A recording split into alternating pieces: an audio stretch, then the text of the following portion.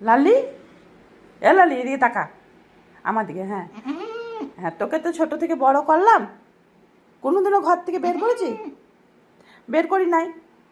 এখন কেন বের করি? বল বল, এদিকে তাকা, আমার দিকে তাকা। এখন কেন বের করি জানিস না? তুই দুটো বাচ্চা জন্ম দিয়েছিস, দিয়েছিস তো?